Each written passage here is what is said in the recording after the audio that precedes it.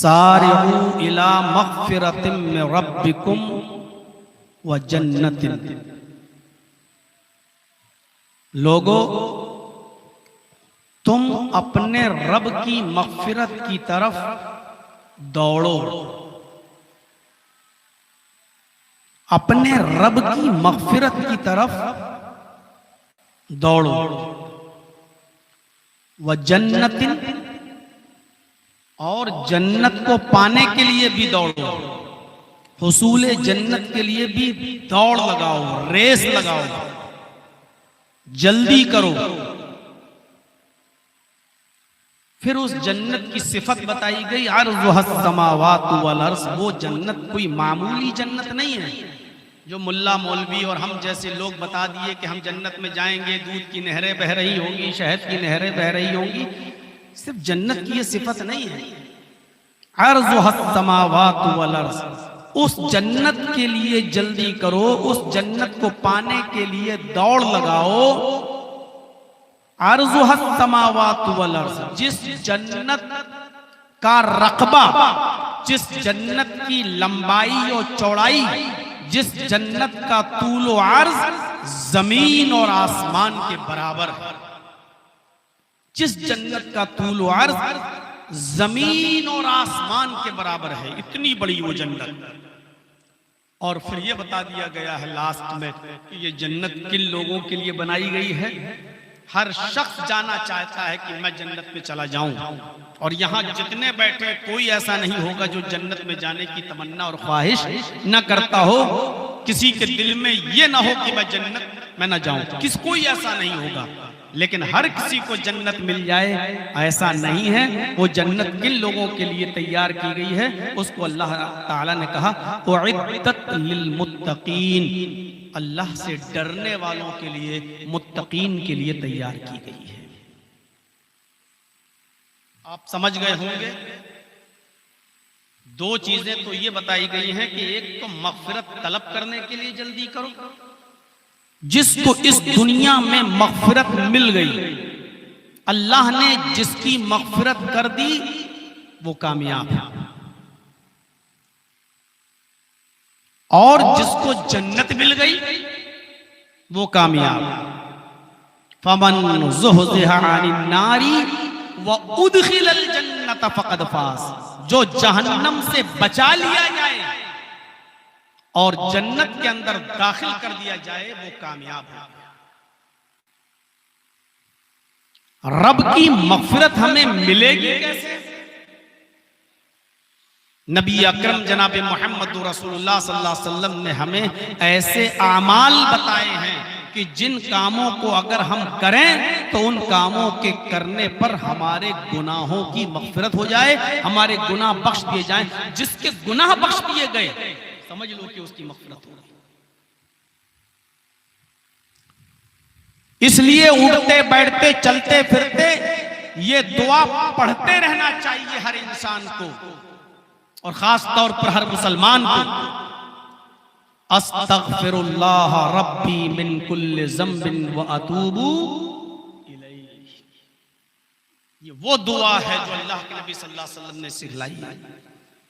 हर मुसलमान इस दुआ को पढ़े, जब मौका मिले तब पढ़े, उठते बैठते चलते फिरते इस दुआ को पढ़ता रहे। अस्तग़फिरुल्लाह रब्बी मिन कुल्लि ज़ंबिन व अतूबु इलैहि, मैं मग़फ़िरत तलब करता हूं उस अल्लाह से जो मेरा रब है, हर गुनाह की, मैं अपने हर गुनाह की मग़फ़िरत तलब करता हूं उस अल्लाह से जो मेरा रब है। वह अतूबु इलैहि, और उसी की तरफ मुझे मैं रुजू करता हूं, उसी की तरफ मैं रुजू करता हूं। ये दुआ पढ़ते रहो। ये दुआ सिर्फ हमारे और आपके लिए नहीं, अल्लाह के नबी सल्लल्लाहु अलैहि वसल्लम भी ये दुआ पढ़ा करते थे। बल्कि नबी अकरम का मामूल तो ये था, मुस्लिम शरीफ की अगर हदीस पढ़ें तो आपको पता चलेगा। अल्लाह के नबी फरमाया करते थे, इस्तग़फिरू रब्बकुम व इन्नी ला अस्तग़फिरुल्लाह फिल यौमा मियत मर्रा। लोगो, तुम अपने रब से मग़फ़िरत तलब करते रहो, तुम अपने रब से मग़फ़िरत तलब करते रहो, अपने गुनाहों की माफी तलब करते रहो। व इन्नी लअस्तग़फ़िरुल्लाह फिल यौमि मियत मर्रा, खुद मेरा ये हाल है, अल्लाह के नबी फरमा रहे हैं, खुद मेरा ये हाल है कि मैं दिनों रात में 24 घंटे में, रातों दिन में 100 से ज्यादा बार अल्लाह से मग़फ़िरत तलब करता हूं। 100 से ज्यादा बार। एक हदीस में आया 70 मरतबा मैं अल्लाह से मग़फ़िरत तलब करता हूं। एक हदीस में आया कि अल्लाह के नबी फरमा रहे हैं कि मैं 100 मरतबा अल्लाह से मग़फ़िरत तलब करता हूं। जिस कौम में आने वाला नबी जो बख्शाया है, जो जन्नती है, और जो कब्र से सबसे पहले उठेंगे, जो जन्नत का दरवाजा सबसे पहले खटखटाएंगे, जो जन्नत में सबसे पहले दाखिल होंगे, जन्नती लिबास जिनको सबसे पहले पहनाया जाएगा, जो हौज़े कौसर पर हमारे मीरे कारवा होंगे, अपने दस्ते मुबारक से पानी पिला रहे होंगे, ये शख्सियत और ऐसा नबी, ऐसा जन्नती शख्स, उसका हाल ये है कि वो एक दिन में 24 घंटे में रोजाना दिनों रात में 100 बार अल्लाह से मग़फ़िरत तलब कर रहा हो, तो फिर हमें और आपको अपनी जिंदगी में अपने गरीबानों के बटन खोलकर, अपने गरीबानों में झांक कर सोचना चाहिए कि हमें अल्लाह से अपने गुनाहों की मग़फ़िरत कितनी तलब करनी चाहिए। हर मुसलमान को गौर करना चाहिए कितनी मर्तबा हम अल्लाह से मग़फ़िरत तलब करते हैं। हर मुसलमान को बुखारी पढ़े, दुनिया में सबसे अफजल इंसान सैयदुल अंबिया, इमामुल अंबिया, इमाम कायनात मुहम्मदुर रसूलुल्लाह सल्लल्लाहु अलैहि वसल्लम, और नबी अकरम के बाद, रसूल मोहतरम के बाद, रसूल मुकर्रम के बाद, मुहम्मदुर रसूलुल्लाह के बाद दुनिया की सबसे बड़ी कोई हस्ती है, दुनिया का सबसे बड़ा कोई इंसान है, दुनिया का सबसे अजीम कोई हस्ती, उसका नाम है अबू बकर सिद्दीक रज़ियल्लाहु ताला। नबी अकरम के बाद सबसे बड़ा मकाम अगर किसी का है तो वो किसका है? अबू बकर सिद्दीक का। अल्लाह के नबी ने अपनी जिंदगी के अंदर हजरत अबू बकर सिद्दीक को एक मर्तबा नहीं, अपनी जिंदगी में 8 बार अबू बकर के बारे में कहा था कि अबू बकर तुम जन्नती हो, अबू बकर तुम जन्नती हो, अबू बकर फिल जन्नह, अबू बकर जन्नत में जाएंगे। गौर कीजिए, मेरे नबी अपनी ज़बान मुबारक से अगर किसी को सिर्फ एक बार जन्नती कह दें तो वो जन्नती है, लेकिन जिसको नबी 8 मरतबा कह रहे हो कि अबू बकर जन्नती, गौर कीजिए कि वो कितना बड़ा जन्नती इंसान है। लेकिन ये शख्सियत जिनके बारे में अल्लाह के नबी ने यहां तक कहा हो कि लोगों, अगर अल्लाह ने मुझे अपना खलील न बनाया होता, अगर अल्लाह ने मुझे अपना खलील न बनाया होता, लत्तखज़्तु अबा बकर खलीला, तो मैं अबू बकर को अपना खलील बनाता। खलील एक ही होता है और अल्लाह मुझे अपना खलील बना चुका है। अगर अल्लाह ने मुझे अपना खलील ना बनाया होता तो मैं अबू बकर को अपना खलील बनाता। अंदाजा लगा सकते हैं आप, इससे अबू बकर का मकाम और मर्तबा पता चलता है। अल्लाह के नबी ने फरमाया, लोगों सुन लो, मैंने तुम में सबके एहसान अदा कर दिए, किसी का एहसान अपने ऊपर बाकी नहीं छोड़ा, मैंने सबके एहसान अदा कर दिए, अबू बकर का एहसान मैं अदा नहीं कर सका। इससे पता चलता है कि अबू बकर का मकाम कितना बुलंद है। लेकिन ये अबू बकर सिद्दीक अल्लाह के नबी के पास आते हैं। पहले मकाम को जहन में रखिएगा, 8 बार जन्नत में जाने की बशारत। अगर अल्लाह ने मुझे अपना खलील न बनाया होता तो मैं अबू बकर को अपना खलील बनाता। दूसरी आजमत, मैंने सबका एहसान अदा कर दिया, चुकता कर दिया, लेकिन अबू बकर का एहसान मैंने अदा नहीं किया। तीसरी अजमत, लेकिन इस अजीम इंसान जिसकी आजमत का यह हाल, वो अल्लाह के नबी से कह रहे हैं कि अल्लाह के नबी मुझे कोई ऐसी दुआ बताइए, मुझे कोई ऐसा वजीफा बताइए कि जिस दुआ को पढ़कर अल्लाह से मैं अपने गुनाहों की माफी मांगता रहूं, मैं अपने गुनाहों की मगफिरत तलब करता रहूं। जो है वो कह रहा है कि मुझे कोई ऐसी दुआ बताइए कि जिस दुआ को पढ़कर मैं अपने गुनाहों की मगफिरत तलब करता रहूं। हम और आप जरा सिर्फ सोचें, बस इतनी अजीम हस्ती ये कह रही है कि मुझे ऐसी दुआ बताओ कि जिस दुआ को पढ़कर मैं अपने गुनाहों की माफी मांगता रहूं। हम और आप किस दर्जे में हैं और हमारी और आपकी हैसियत क्या है? कैसे बिस्तर पर बड़े आराम से खर्राटे लेकर हम सो जाते हैं और हमें एहसास तक नहीं होता कि सुबह हम मुर्दों में उठेंगे, अजीजों में हमारा नाम लिखा जाएगा। अल्लिमनी दुआन, आय अल्लाह के नबी मुझे कोई दुआ बताइए जिस दुआ को पढ़कर मैं अपने गुनाहों की माफी अल्लाह रब्बुल आलमीन से मांगता रहूं, अपनी मगफिरत तलब करता रहूं। वही अबू बकर सिद्दीक फरमाते हैं कि अल्लमनी रसूलुल्लाह सल्लल्लाहु अलैहि वसल्लम दुआन, अल्लाह के नबी सल्लल्लाहु अलैहि वसल्लम ने मुझे एक दुआ सिखलाई। आए अबू बकर, तुम उठते बैठते चलते फिरते इस दुआ को पढ़ते रहो, इस दुआ को पढ़ते रहोगे तुम अपने गुनाहों की मगफिरत तलब करते रहोगे। इस दुआ को पढ़ी और अपने गुनाहों की माफी मांगते रहो।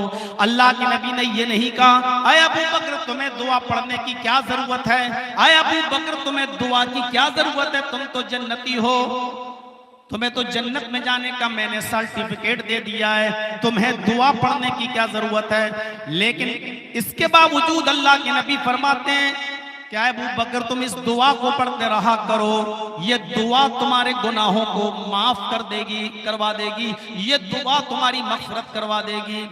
अबू बकर कहते हैं कि अल्लाह के नबी ने मुझे एक दुआ सिखलाई, आपने फरमाया अबू बकर तुम ये दुआ पढ़ते रहो, ये दुआ बुखारी के अंदर आई है। अल्लाह के नबी ने जो दुआ अबू बकर सिद्दीक को सिखलाई वो दुआ ये थी, आपने कहा अबू बकर उठते बैठते चलते फिरते ये दुआ पढ़ते रहो, अल्लाहुम्मा इन्नी ज़लमतु नफ्सी ज़ुल्मन कसीरा वला यग़फिरुज़्ज़ुनूब इल्ला अंता फ़ग़फ़िर ली मग़फ़िरतम मिन इंदिका वरहमनी इन्नका अंतल गफ़ूरुर रहीम। नमाज के अलावा भी इस दुआ को कभी हमने उठते बैठते चलते फिरते पढ़ा है? क्यों?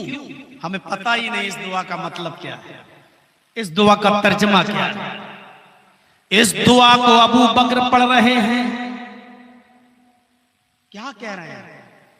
अल्लाहुम्मा इन्नी ज़लमतु नफ्सी ज़ुल्मन कसीरा, ऐ अल्लाह मैंने अपनी नफ्स पर, अपनी जान पर बहुत ज्यादा जुल्म किया है,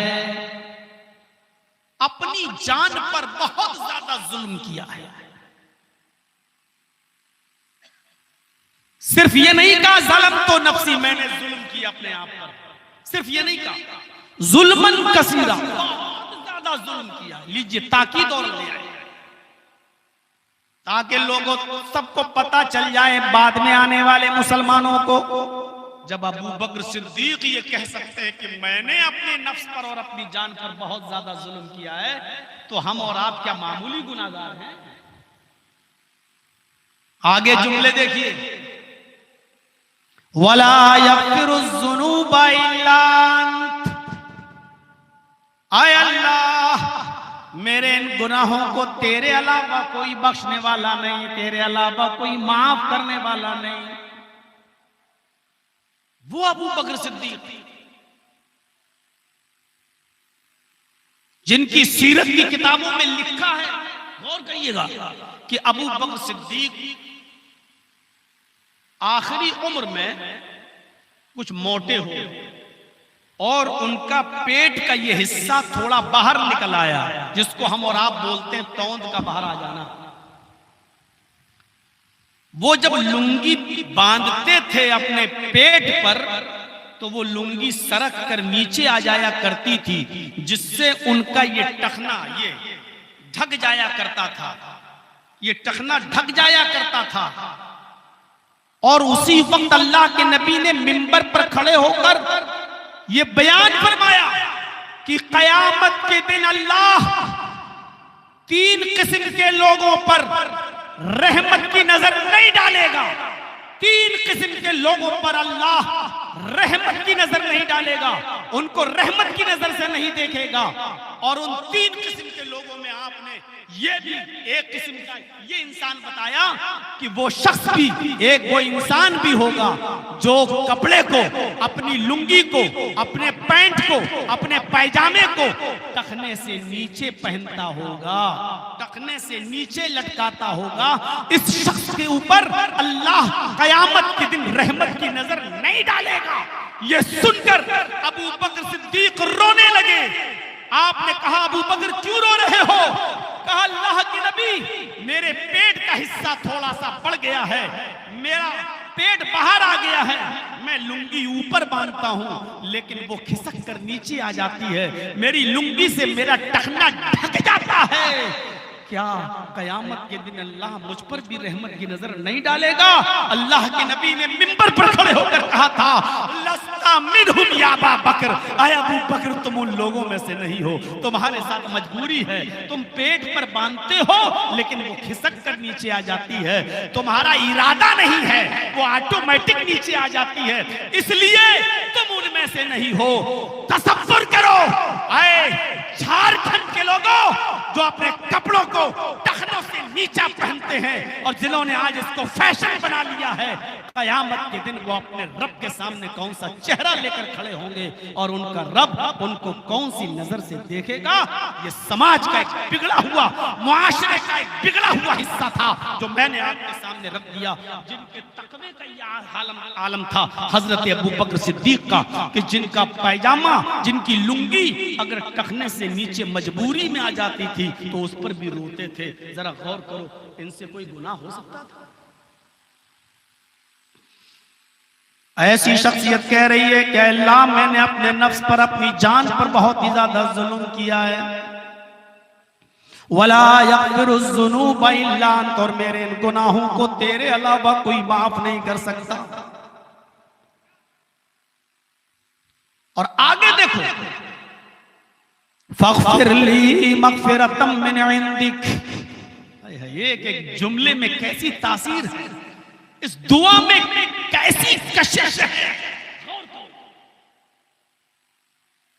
हम और आप कितनी भी इबादतें कर लें, कितनी भी इबादतें कर लें, क्या हमारी इबादतें अबू बकर की इबादत का मुकाबला कर सकती हैं? क्या हमारे सजदे अबू बकर के सजदों के बराबर हो सकते हैं?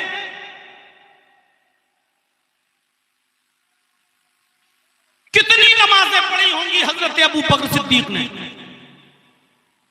नबी अकरम की जिंदगी में, नबी अकरम की जिंदगी में, सुनिएगा, नबी अकरम की जिंदगी में हजरत अबू बकर सिद्दीक को नबी की जिंदगी में नबी के मुसल्ले पर खड़े होकर 17 वक्त की नमाजें पढ़ाने का शर्फ हासिल। नबी की जिंदगी में हजरत उमर को यह शर्फ हासिल नहीं, उस्मान गनी को यह शर्फ हासिल नहीं, हजरत अली को यह शर्फ हासिल नहीं। बिस्तर पर बीमार है, लेटे हैं, हजरत आयशा कह रही है अल्लाह के नबी नमाज का वक्त हो गया है, आप उठते हैं, वुजू बनाते हैं, गशी तारी हो जाती है, बेहोश हो जाते हैं। 3 मरतबा आप बेहोश हो गए, आपके दीवाने आपके मुंतजिर हैं, कौन नमाज पढ़ाए? आपने फरमाया मुरू अबा बकरिन फलयुसल्ली बिन्नास, आयशा लोगों में ऐलान कर दो अबू बकर मेरे मुसल्ले पर खड़े होकर नमाज। हजरत आयशा ने कहा अल्लाह के नबी मेरे बाप का दिल बहुत कमजोर है, आपके मुसल्ले पर खड़े नहीं हो सकते हैं, किसी और को हुक्म दे दीजिए कि वो आपके मुसल्ले पर खड़े होकर नमाज पढ़ा दे। अल्लाह के नबी ने सख्ती से कहा आयशा नहीं, अब अल्लाह व रसूलुहु, अल्लाह ने भी मना कर दिया, उसका रसूल भी मना कर रहा है।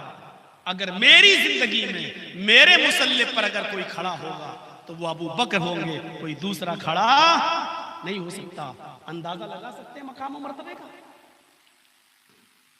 इतनी अजीम हस्ती जिसने नबी के जमाने में भी नमाज पढ़ाई हो, उनकी नमाजों का मायार क्या होगा, लेकिन इसके बावजूद ये नहीं कह रहे हैं कि अल्लाह मैंने जो नमाजें पढ़ी उसके बदले में बख्श दे, मैंने जो रोजे रखे उसके बदले में बख्श दे, मैंने जो हज किया उसके बदले में मुझे बख्श दे, मैंने जो सदका किया, खैरात किया, जो ज़कात दी, जो गरीबों और मिस्कीनों में सदका खैरात, उसके बदले में तू मुझे बख्श दे, हमने जो नेकियां की उसके बदले में बख्श दे। ये नहीं कह रहे हैं, बल्कि क्या फरमा रहे हैं, वला यग़फ़िरुज़्ज़ुनूबा इल्ला अंत, आय अल्लाह मेरे इन गुनाहों को तेरे अलावा कोई माफ नहीं कर सकता। फ़ग़फ़िरली मग़फ़िरतम मिन इंदिक, आय अल्लाह तू मुझे अपने रहमत से माफ कर दे, अपने रहम और करम से अपने पास से। हम नमाज पढ़ रहे हैं, क्या मालूम हमारी इबादतें कबूल हो भी रही है नहीं। 100 की जगह 1000 वसूल करके आ रहे हो, झूठ पर कारोबार करके आ रहे हो, और आके मस्जिद में खड़े हो गए, अल्लाह अस्सलाम वालेकुम रहमतुल्लाह, अस्सलाम वालेकुम, सारे गुनाह माफ। इधर तूने दुआ की अल्लाह मुझे बख्श दे, इधर सलाम फेरा, ऊपर से आवाज आती है मतामुहु हराम व मशरबुहु हराम व मलबसुहु हराम व गुज़िया बिल हराम फअन्ना युस्तजाबु लिज़ालिक। आए फरिश्तों, मेरा बंदा कह रहा मुझे ये दे दे, मुझे ये दे दे, मुझे ये दे दे, मुझे ये दे दे। मैं चाहता हूं इस जो मांग रहा है मैं सब कुछ दे दूं, लेकिन जो खा कर आया है वो हराम का, जो पी कर आया है वो हराम का, जो पहन कर आया है वो हराम का, इसके जिस्म में, इसकी बॉडी में जो खून दौड़ रहा है वो हराम माल का। अरे फरिश्तों, तुम ही बताओ इसकी दुआ मैं सुनूं तो कहां से सुनूं। अन्ना युस्तजाबु लिज़ालिक, उसकी दुआ कबूल करूं तो कैसे करूं। मैं पाक हूं, ये सरापा नापाक है, मैं कैसे इसकी दुआ कबूल करूं। मौलाना नमाज पढ़ते हैं फिर भी मुसीबतें आ रही हैं, कभी अपने हालात पर, अपने रिस्क पर, अपनी रोजी पर, अपने कारोबार पर, अपने बिजनेस पर कभी गौर भी किया। फ़ग़फ़िरली मग़फ़िरतम मिन इंदिक, ऐ अल्लाह अपने रहमो करम से तू मुझे माफ कर, वरहमनी, और मुझ पर रहम फरमा, वरहमनी, मुझ पर रहम फरमा। जब तक अल्लाह रहम न फरमाए तब तक हमारी बख्शिश हो पाएगी। वरहमनी, आय अल्लाह तू मुझ पर रहम फरमा, इन्नका अंतल गफूरुर रहीम, तू बहुत ही ज्यादा बख्शने वाला भी है और बहुत ज्यादा रहम करने वाला भी है। ये दुआ करते थे अबू बकर सिद्दीक, जिनके मकाम और मर्तबे का एक मुख्तसर सा खाका मैंने आपके सामने खींचा। सुबह से लेकर शाम तक हम 5 वक्त की नमाज पढ़ते हैं, 5 वक्त की। ये नमाजें ही अगर हम कायदे से पढ़ लें, कायदे से, तो हमारी मग़फ़िरत हो जाए, अल्लाह हमें बख्श दे। क्योंकि इन नमाजों में क्या है, गौर कीजिए आप। आइए, दिल चाहता है कि आज आपको नमाज में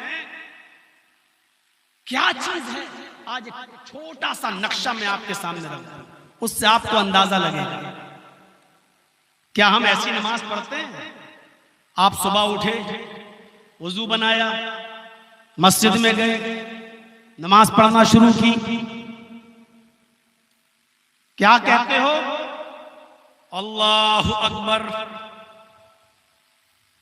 अब तो बंद कर दो यार, या तो ड्रोन दिखा लो या फिर मेरी तकरीर सुनवा लो। जब ये आएगा तो लोग इसको देखते हैं, फिर वो अभी पूछ लूं मैं क्या बोल रहा था तो अभी बता नहीं पाएंगे।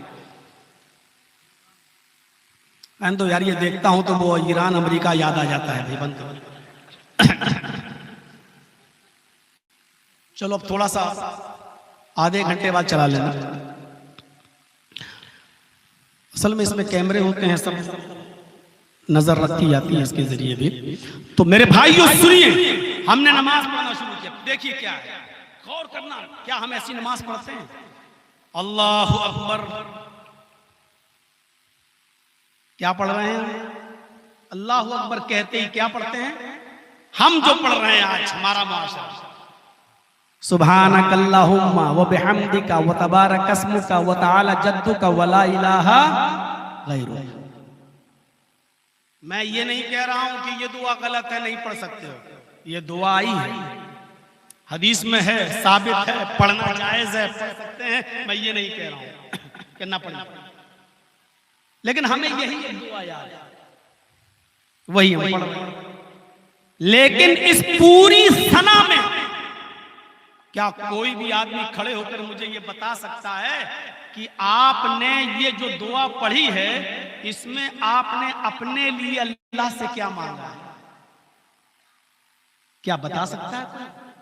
आपने जो कुछ भी कहा है इस दुआ में, वो अल्लाह की हम्द, अल्लाह की सना, अल्लाह की तस्बीह बयान की है। आपने अपने लिए क्या मांगा? आपसे आपका रब कह रहा है, उदऊनी अस्तजिब लकुम, मेरे बंदे तू मुझसे मांग, मैं तुझे दूंगा। अल्लाह कह रहा मुझसे मांग, मैं तुझे दूंगा। डीएम साहब मधुपुर आ जाएं, आपके इलाके में आ जाएं, एमएलए साहब आ जाएं, एमपी साहब आ जाएं, मंत्री जी आ जाएं और कहें 12 पंसारी वालों मांगो, क्या मांगते हो? तुम्हारे इलाके में किस चीज की जरूरत है? अब आप खड़े होकर कहते हैं आप बहुत अच्छे हैं, आपको लोगों ने चुना है, बहुत अच्छा किया है, हम भी चाहते थे कि आप ही चुनकर आ जाएं, आपसे अच्छा हमने कोई लीडर नहीं देखा, कोई नेता नहीं देखा, आप बहुत अच्छे हैं। उसने कहा अच्छा ठीक है, जरूरत क्या? नहीं, आप बहुत अच्छे हैं, आपका कोई जवाब नहीं है, आपका कोई तोड़ नहीं है। उसने कहा ठीक है भाई, तुम्हें जरूरत ही नहीं तो हम क्या दें, तुम मांगिए। आप उसी की तारीफ किए जा रहे हैं। वो कह रहा है जरूरत किस चीज की है, और हम कह रहे हैं आप बहुत अच्छे हैं। हम अल्लाह की तारीफ कर रहे हैं, सुब्हानकल्लाहुम्मा व बिहम्दिका व तबारक अस्मुका व तआला जद्दुका व ला इलाहा गैरुक। ये सारे जुमले अल्लाह की तस्बीह, अल्लाह की तहमीद, अल्लाह की तारीफ से भरे भरे, कोई शक नहीं है। अल्लाह की हम्द सना इसमें बयान कर दी गई है, लेकिन आपने अपने लिए मांगा कुछ नहीं। अल्लाह के नबी क्या पढ़ा करते थे? बुखारी पढ़ी है, अल्लाहु अकबर। ये दुआ याद कर लो, नमाज भी अभी हमारी कायदे की नहीं है। फिर कहते हो अल्लाह सुनता नहीं है। तुम मांग क्या रहे हो? तुम मांग क्या रहे हो? अल्लाह के नबी क्या पढ़ते थे? देखिए, अल्लाहु अकबर, अल्लाहुम्मा बाइद बैनी व बैन खताया कमा बाअदता बैनल मशरिक़ि वल मग़रिब, अल्लाहुम्मा नक़्क़िनी मिनल खताया कमा युनक़्क़ा अस-सौबुल अबयज़ु मिनद दनस। दुआ याद है? अभी और है, मैंने आधी पढ़ी है। नमाज शुरू करते ही आप जो कुछ भी मांग रहे हैं, मांगना शुरू कर दिया आपने अपने रब से। ये अल्लाह के रसूल ने बताया है और आप पढ़ते थे। तारीफ हो गई अल्लाह की, अल्लाहु अकबर। अल्लाह से बड़ी कोई जात नहीं है। आपने कयाम शुरू कर दिया, अल्लाह की तारीफ बड़ाई बयान कर दी, किबरियाई बड़ाई बयान हो गई। अब आप अपने लिए मांग रहे हैं, अल्लाहुम्मा बाइद बैनी व बैन खताया कमा बाअदता बैनल मशरिक़ि वल मग़रिब। हमारी माँ बहनें सोच रही होंगी ये मौलवी कौन सी दुआ बतला रहा है, आज तक तो हमें याद ही नहीं है, हम तो वही पढ़ते थे बाप दादा के जमाने से, सुब्हानकल्लाहुम्मा व बिहम्दिका व तबारक अस्मुका व तआला जद्दुका व ला इलाहा गैरुक। फिर सुन लो, मैं इस दुआ को गलत नहीं कह रहा हूं। मैं जब मस्जिद में जमात के साथ नमाज पढ़ता हूं तो मैं ये दुआ पढ़ता हूं, अल्लाहुम्मा बाइद बैनी व बैन खताया। और जब अकेले नमाज पढ़ता हूं तो मैं दोनों पढ़ लेता हूं, सुब्हानकल्लाहुम्मा व बिहम्दिका व तबारक अस्मुका व तआला जद्दुका व ला इलाहा गैरुक। अल्लाहुम्मा बाइद बैनी व बैन खताया या कमा बाअदता बैनल मशरिक़ वल मग़रिब। आप अकेले हैं, जितनी लंबी पढ़ना चाहें पढ़िए, दोनों दुआएं साबित हैं, ये भी पढ़ लीजिए वो भी पढ़ लीजिए, क्या हर्ज है।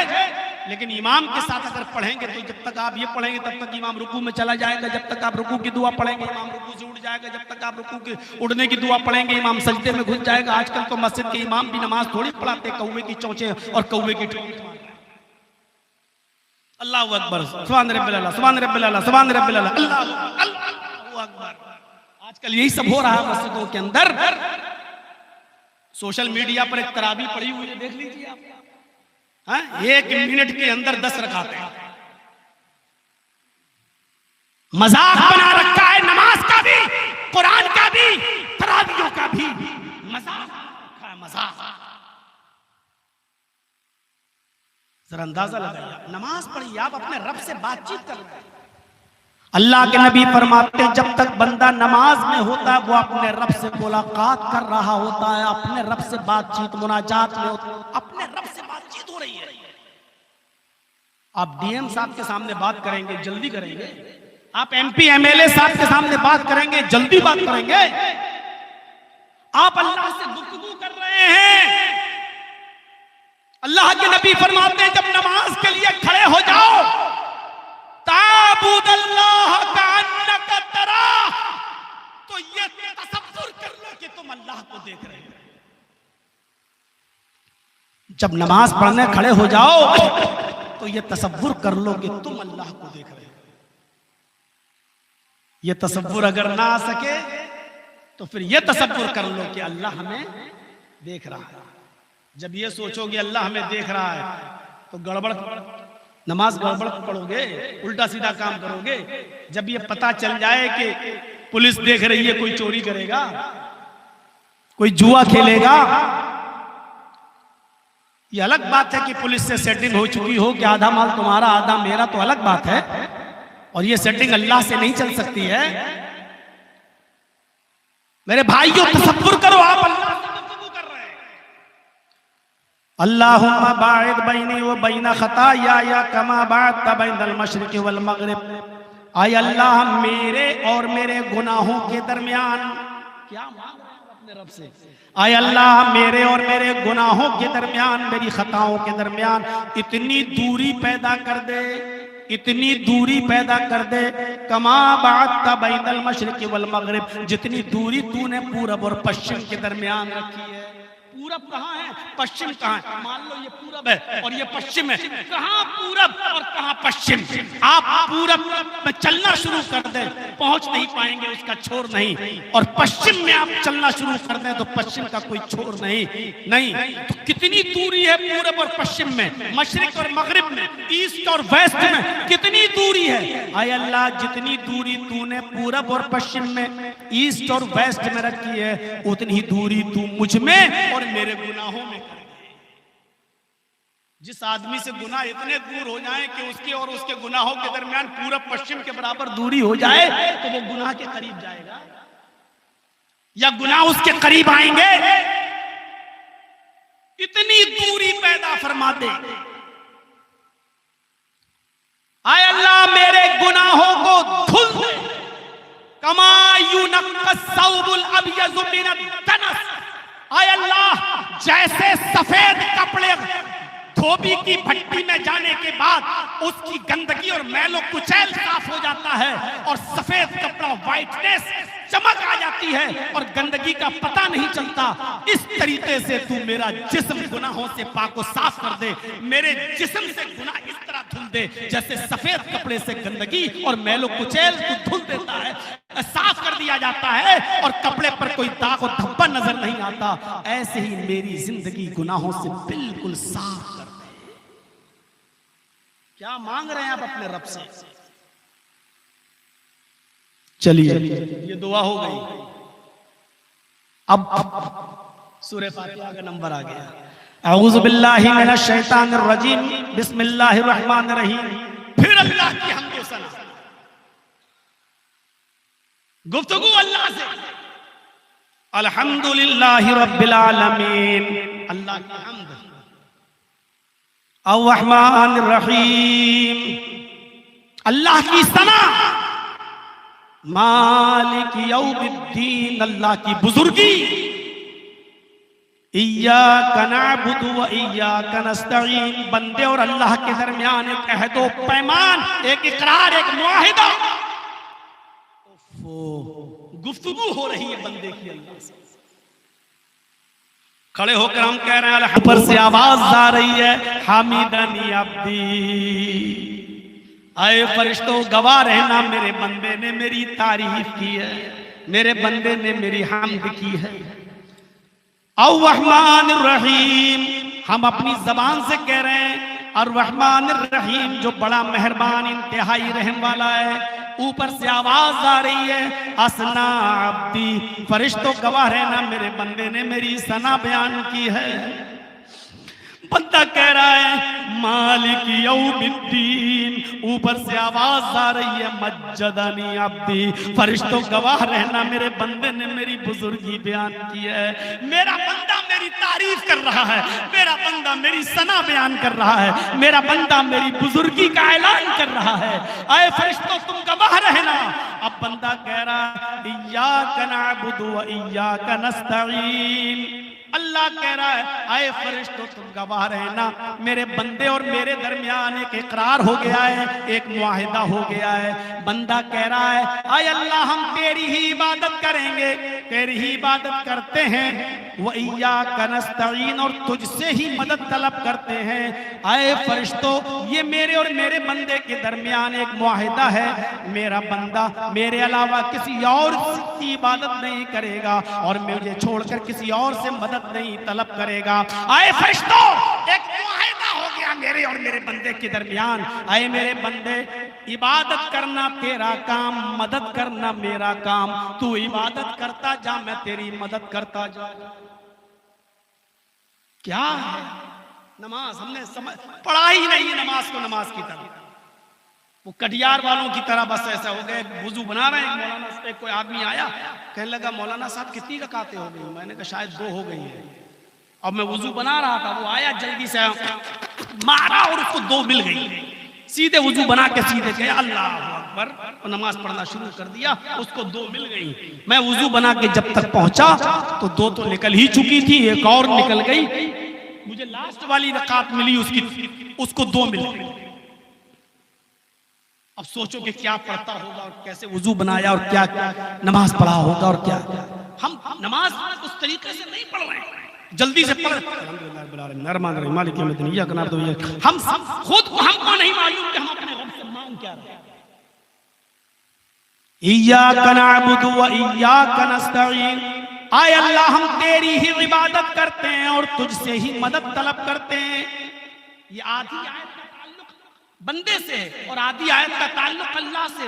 इबादत कौन करता है? बंदा। और मदद कौन करता है? अल्लाह। गोया बंदा इकरार कर रहा है अल्लाह हम इबादत करेंगे, अल्लाह वादा कर रहा है हम तेरी मदद करेंगे। और जिसकी मदद अल्लाह कर दे उसको किसी और की मदद की जरूरत होगी? हमने हथौड़े मारना छोड़ दिया, लेकिन इशारे करना थोड़ी छोड़े हैं। आप समझ गए होंगे, अल्लाह जिसकी मदद कर दे उसको किसी और की मदद की जरूरत होगी? किसी और में सब कुछ आ गया। मेरे प्यारे साथियों तसव्वुर कीजिए, उसके बाद बंदा अल्लाह की तारीफ करने के बाद अपने लिए मांग रहा है इहदिना सिरातल मुस्तकीम, आय अल्लाह हमको सिराते मुस्तकीम पर चला, सीधे रास्ते पे चला, मुझको हिदायत अता फरमा।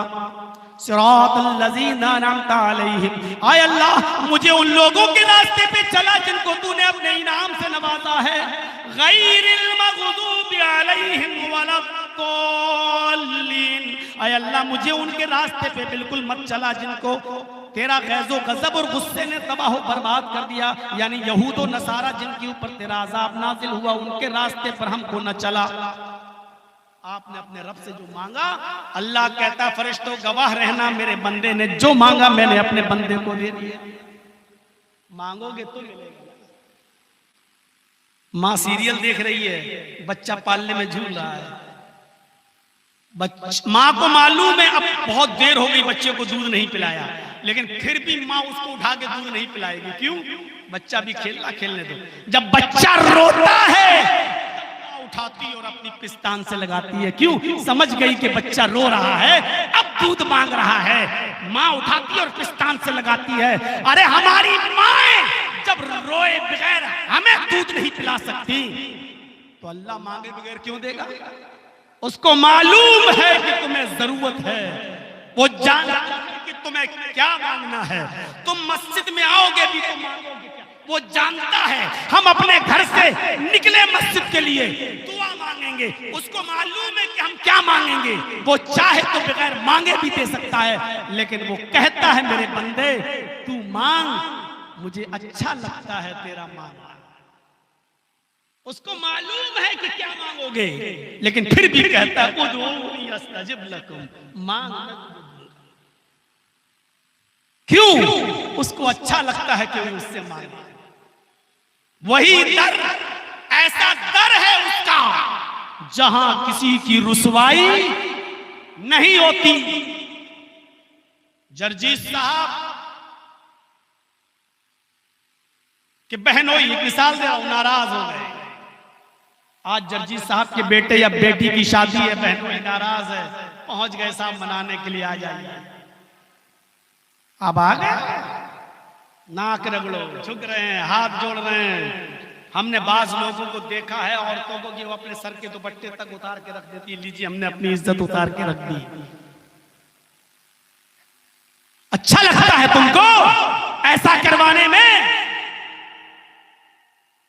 ऐसा सिर्फ एक दरवाजे पर किया जा सकता है, और वो है अल्लाह का दर, जहां अपनी पेशानी को जमीन पर रख दे, अपनी नाक को भी जमीन पर रख दे, नाक और पेशानी दोनों जमीन पर रखकर पढ़ सुभान रब्बियल आला या सुभानक अल्लाहुम्मा रब्बना व बिहम्दिका अल्लाहुम्मा इग़फिरली।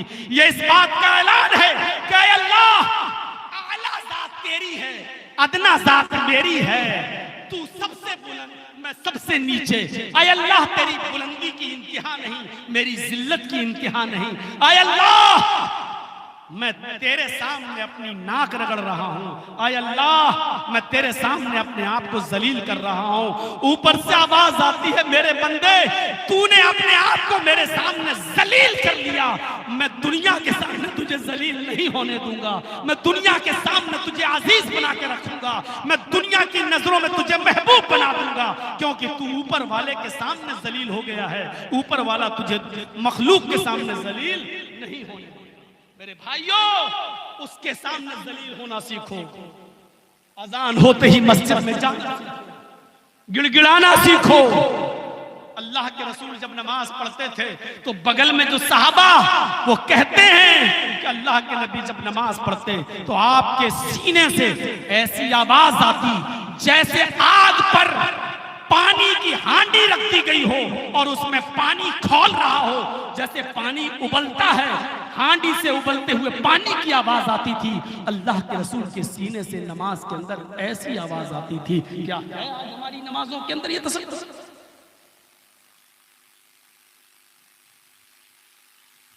अल्लाहु अकबर कहकर रुकू में गए। चलिए कयाम हो गया, छोड़िए, आइए आगे बढ़िए। दुआ याद कर लीजिएगा, अल्लाहुम्मा बाइद बैनी व बैन खताया। मांगना सीखो अपने रब से। अब रुकू में गए, अल्लाह अकबर। रुकू में हम क्या पढ़ रहे हैं? वही एक दुआ जो हमें याद है और बचपन से जो हमने सीखी है, सुभान रब्बियल अज़ीज़। यही पढ़ते हैं ना? फिर सुन लो, ये दुआ नाजायज नहीं है, ये दुआ पढ़ना गलत नहीं है। हदीस से ये दुआ भी साबित है, आप ये दुआ पढ़ सकते हैं। इस दुआ का इनकार मैं नहीं कर रहा हूं, लेकिन फिर वही सवाल, रुकू में आपने कह दिया सुभान रब्बियल अज़ीम। पाक है मेरा वो रब जो सबसे बड़ा है, अजीम जो बुलंद है, जो बड़ा है। आपने अपने लिए क्या मांगा? फिर वही मेरा सवाल। अब आपने शक्ल बदल ली है ना, आपने वो हयात तो बना ली थी कयाम में पहाड़, युसब्बिहु लिल्लाहि मा फिस समावाति व मा फिल अर्ज़, जमीन व आसमान की सारी चीजें अल्लाह की तस्बीह बड़ाई बयान करती हैं। ये दरख्त है ना, ये पहाड़ है ना, ये खड़े हैं ना, पहाड़ खड़ा है, दरख्त खड़े हैं, ये खड़ा होना और हर वक्त खड़ा रहना यही इनकी तस्बीह है। अल्लाह ने इनको खड़ा होने का हुक्म दे दिया, ये खड़े हैं, खड़े होकर अल्लाह की तस्बीह बयान कर रहे हैं। ये चार पैर वाले जानवर है ना, भैंस, गाय, बैल, बकरी, भेड़, दुम्बा, जानते हो ये इनकी शक्ल। जब हम रुकू में चले जाते हैं, रुकू तो एक वैसी हयात बन जाती है जैसे बैल की है, जैसे गाय की है, जैसे बकरी की है। तो बैल, गाय, बकरी, भैंस, ऊंट, ये भी तो अल्लाह की हम्दो सना बयान कर रहे हैं। रुकू का मतलब भी यही है। क़याम की हालत में अल्लाह मैंने तेरी तारीफ बड़ाई बयान कर दी। पढ़िए ज़ादुल मआद अल्लामा इब्नुल क़य्यिम अल जौज़ी की। जब अल्लाह की तारीफ हम्दो सना किबरियाई बड़ाई हमने खड़े होकर बयान कर दी तो रुकू में जाने की जरूरत क्या थी? क्योंकि दुनिया में ऐसी मखलूक मौजूद है जो जानवर है और वो झुककर अल्लाह की तस्बीह बयान कर रही है। हो सकता है अल्लाह को इन दरिंदों, इन चरिंदों की तस्बीह पसंद हो, इनका जिक्र करना पसंद हो, तो अल्लाह के रसूल ने रुकू किया और रुकू करके ये साबित कर दिया, आय अल्लाह दुनिया में अगर तेरी ऐसी मखलूक है जो झुककर तेरी इबादत में लगी हुई है, तस्बीह बयान कर रही है, तो देख मैंने बैल, बकरी और भेड़ और कुंबे की तरह भी शक्ल बना ली है। आय अल्लाह अगर तुझे इनकी इबादतें पसंद है तो तेरा ये बंदा मोहम्मद उस शक्ल में भी तेरी तस्बीह बड़ाई बयान कर रहा है, तुझसे दुआ मांग रहा है, आय अल्लाह मेरी इस इबादत को कबूल फरमा ले। अल्लाह के नबी रुकू में जो दुआ पढ़ा करते थे वो दुआ बुखारी और मुस्लिम में आई है, सुब्हानकल्लाहुम्मा रब्बना व बिहम्दिका अल्लाहुम्मा गुफिरली। कितना टाइम लगेगा इस दुआ को याद करने में नौजवानों? सुब्हानकल्लाहुम्मा रब्बना, हो गई अल्लाह की तस्बीह बड़ाई पाकी बयान, हो गया ना? उसके बाद आप अपने लिए भी अल्लाह से मांग लीजिए, अल्लाहुम्मा गुफिरली, आय अल्लाह मेरी मग़फ़िरत फरमा दे। आपने अपने लिए भी मांग लिया। जब खड़े थे तो क्या कहा? वला यग़फ़िरुज़्ज़ुनूबा इल्ला, तेरे अलावा कोई मेरी मग़फ़िरत नहीं कर सकता है। अब रुकू में तब भी आप कह रहे हैं अल्लाहुम्मा ग़फ़िरली, अल्लाह मेरी मग़फ़िरत फरमा दे। देखिए दोनों जगह आप मांग लिया। समी अल्लाहु लिमन हमिदा पढ़ लीजिए, जो भी दुआ है, कई दुआएं हैं, रब्बना लकल हम्द भी है, रब्बना व लकल हम्द भी है, अल्लाहुम्मा रब्बना लकल हम्द भी है, अल्लाहुम्मा रब्बना व लकल हम्द भी है, रब्बना लकल हम्द हम्दन कसीरन तय्यबन मुबारकन फी भी है, अल्लाहुम्मा रब्बना व लकल हम्द हम्दन कसीरन तय्यबन मुबारकन फी भी। ये सारी दुआएं, कोई एक दुआ भी आप पढ़ सकते हैं, पढ़ लीजिए। उसके बाद आप चले जाइए सजदे में। जब आप सजदे में गए तो सजदे में भी अल्लाह के नबी यही दुआ पढ़ा करते थे, सुब्हानकल्लाहुम्मा रब्बना व बिहम्दिका अल्लाहुम्मा ग़फ़िरली। सुभान रब्बियल आला भी पढ़ सकते हो, ये भी जायज है, मैं ये नहीं कह रहा हूँ कि गलत है, वो भी जायज है। सुब्बुहुन कुद्दूसुन रब्बुल मलाइकति वर्रूह, ये दुआ भी है, साबित है दुआएं। लेकिन मुझे जो सबसे बेहतर और अच्छी दुआ लगती है, जिसमें हम अपने लिए भी अल्लाह की हम्द व सना के बाद मांग लें, तो वो दुआ हमें और ज्यादा अच्छी लगती है। अल्लाह के नबी ये दुआ पढ़ा करते थे, सुब्हानकल्लाहुम्मा रब्बना व बिहम्दिका अल्लाहुम्मा ग़फ़िरली। सुब्हानकल्लाहुम्मा, ये अल्लाह की पाकी बयान हो गई है, वह बिहम्दिका, ये अल्लाह की हम्द बयान हो गई है, और अल्लाहुम्मा ग़फ़िरली, अल्लाह मुझे बख्श दे, ये अपने लिए भी दुआ मांग ली, सजदे में भी मांग ली। छिपकली चिपकी होती है जमीन से, चींटी जमीन से चिपक कर चलती है, देखा आपने? झींगुर जमीन से चिपक कर चलता है, सांप जमीन पर रेंग कर चलता है। बहुत सी मखलूक दुनिया में ऐसी है जो जमीन से बिल्कुल चिपक कर चलती है। अय अल्लाह, अगर तुझे इनकी तस्बीह ज्यादा पसंद है, इनकी इबादतें ज्यादा पसंद है, तो देख सजदे में मैंने वो शक्ल भी बना ली, मैं जमीन से चिपक गया, मेरे दोनों हाथ जमीन पर, मेरी नाक जमीन पर, मेरी पेशानी जमीन पर, मेरे घुटने जमीन पर, मेरे दोनों पैर जमीन पर। अय अल्लाह, अगर तुझे कायनात की इस मखलूक की इबादत और तस्बीह ज्यादा पसंद है तो तेरे इस बंदे मोहम्मद ने ये तस्बीह, ये शक्ल भी बना ली है और जमीन से वो चिपक भी गया है। ऐ अल्लाह मेरे इस हालत में की जाने वाली तस्बीह को कबूल फरमा ले और जो दुआ मांग रहा हूं उसको कबूल फरमा ले। मेरे भाइयों गौर करो, अब रुकू में भी आपने वो दुआ मांग ली, सजदे में भी मांग ली और क़याम में भी। सजदा करके उठे, सजदा करके उठे, सुभानक अल्लाहुम्मा रब्बना व बिहम्दिका अल्लाहुम्मा इग़फिरली 3 बार पढ़ लीजिए, 4 बार भी सुन लीजिए। एक चीज और बता दूं आपको, बहुत गौर से सुनिएगा। 3 बार तक तो गिनती आप याद रख सकते हैं, सुभान रब्बियल अज़ीम, सुभान रब्बियल आला, ये 3 बार तक तो आप याद रख सकते हैं और 3 बार तक तो आप गिनती गिन सकते हैं सही से। लेकिन अगर आपको ज्यादा पढ़ना है तो ये हदीस बिल्कुल ज़ईफ है। 5 बार, 7 बार, 9 बार, ये हदीस ज़ईफ है। आपको जो पढ़ना है 3 बार तक तो आप याद रख सकते हैं, सुभान रब्बियल अज़ीम, सुभान रब्बियल अज़ीम, सुभान रब्बियल अज़ीम। उसके बाद आपको फिर गिनती याद रखने की जरूरत नहीं। 4, 5, 6, 7, 8, 9 जितने भी बार हो जाए आप पढ़ सकते हैं। पढ़ तो इधर सुनिए, अब आपने सुभान रब्बियल आला या सुभानक अल्लाहुम्मा रब्बना व बिहम्दिका अल्लाहुम्मा इग़फिरली पढ़ लिया। उसके बाद जब आप उठे अल्लाहु अकबर, अब आप क्या पढ़ेंगे?